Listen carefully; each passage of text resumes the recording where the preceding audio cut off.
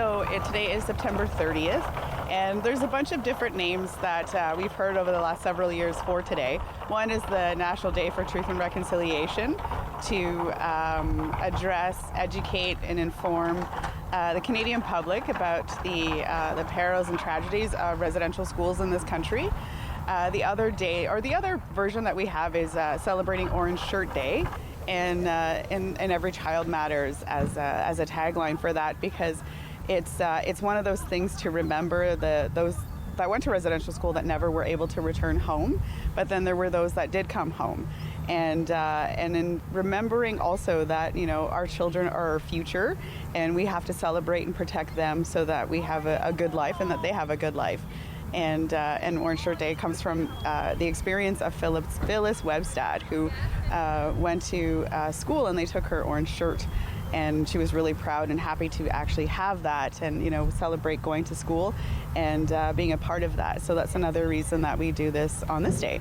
I think also after the discovery of remains that were found at the residential school in Kamloops, BC, that it became more of a remembrance and honoring, and a thing of, you know, we have to remember our past so that we don't actually repeat it in the future.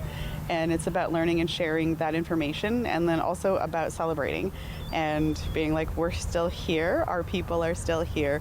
There's many descendants of those that attended residential school and that came home, including myself and my family.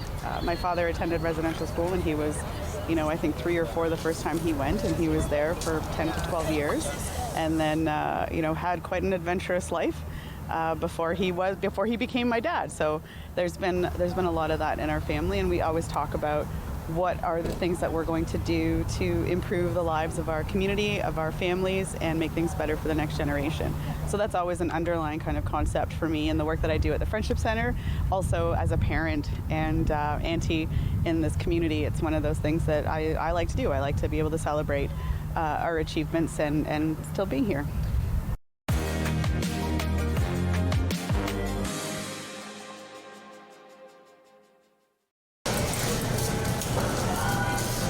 School Fuel is a healthy snack program that Barrie Food Bank has organized with the help of our sponsors to provide healthy school snacks to now 28 schools in Barrie, supporting over 7,000 children to make sure that they have a healthy snack to have at school as they're learning and thriving. So what we have is we have this wonderful website, which is a Shopify-based platform where schools go on and they order the items. It's a curated list of products that meets Canada's Food Guide and is approved by the Student Nutrition Council. And there's about 35 items ranging from fresh and frozen and shelf-stable. And schools can go on and order what they want and what they know that their kids love. They use the limited ministry funding that the schools receive. And thanks to our sponsors, we're able to discount that at cost less 25%. So we're taking that limited ministry funding and we're stretching it even further for schools. Orders are placed, we receive the product, we sort, organize, label, assemble, and deliver to their front door every 2 weeks. So we're 28 schools that we're supporting now in Barrie. Barrie has 53. So we're more than half, and looking to continue to expand until we can make sure that all children in schools have access to a healthy snack. Myself, Ian Pavlik, and Sarah Pavlik, we started the Pavlik Foundation, and our focus is on improving the lives of children through education and reducing food insecurity. And we have decided to support the School Fuel program put on by the Barrie Food Bank as a means to help the youth in the schools make sure they can focus and thrive in the classroom. If a kid comes to school and is hungry and has no options for food, they're going to be distracted, they're going to be thinking of nothing but where are they going to get their next meal. Having access to food in the school reduces anxiety. It allows the youth to be able to pay attention in class and develop and grow both mentally and physically better. To support the child, not just through education, you need to support their body as well too, and this all leads to better outcomes for the kids.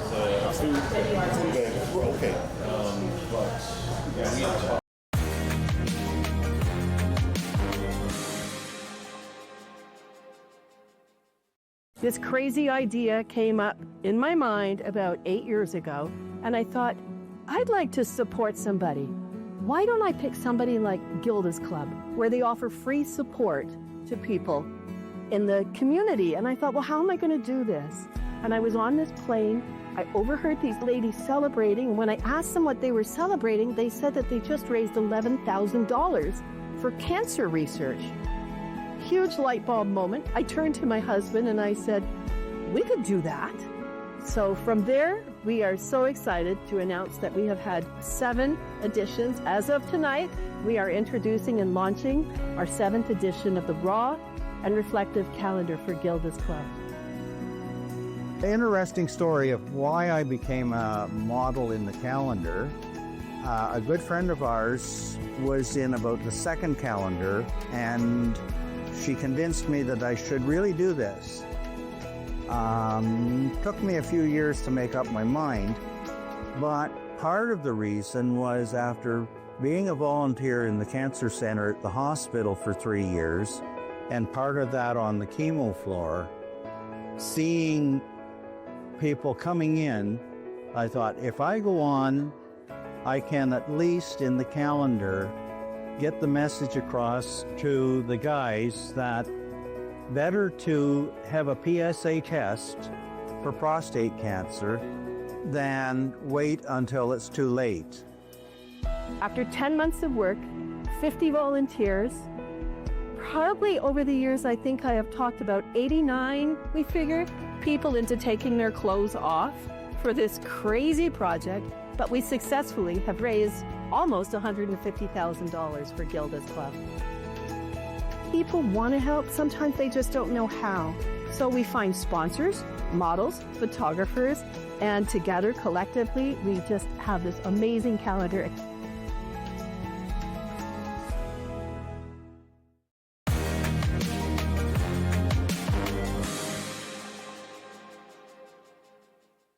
Want to share news from your area? We'd love to hear from you. Email us with your community updates and be part of the conversation. Well, I'm Josh McCann, host of Barrie Colts Hockey on Rogers TV, joined by Mike Poirier. And Mike, it's the beginning of October, and Colbo Dwen has returned to the Barrie Colts, and it couldn't happen at a better time with the Colts on a 4-game losing streak right now. It's been a tough go for the Barrie Colts to start off the 25-26 season, and it's been getting shots on net has been a problem for this team. Goaltending-wise, Ben Hrebeck has been sensational, keeping the Barrie Colts in these hockey games, but it's falling just short with shootout losses now to both the Attack and the Greyhounds. So with Cole Baudouin coming back, he's going to be a big factor. He's a leader of this group, and he's going to bring that experience from NHL camp to help turn this thing around for the Barrie Colts. Well, like you said, Ben Hrebeck's been fantastic through his first 3 games, over a .940 save percentage so far.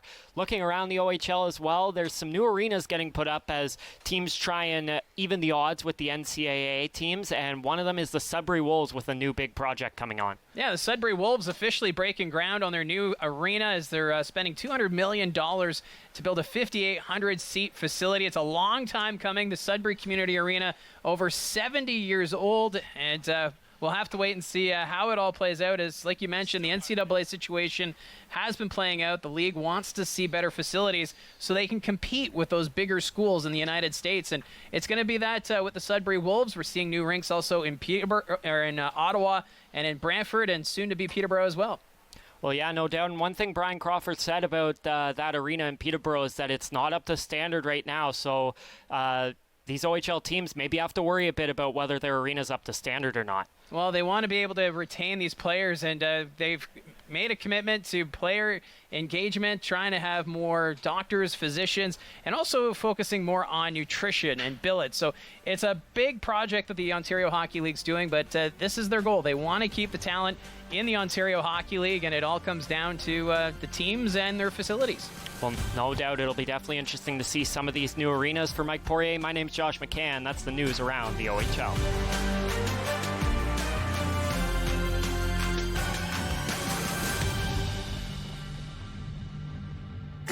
Want to share news from your area? We'd love to hear from you. Email us with your community updates and be part of the conversation.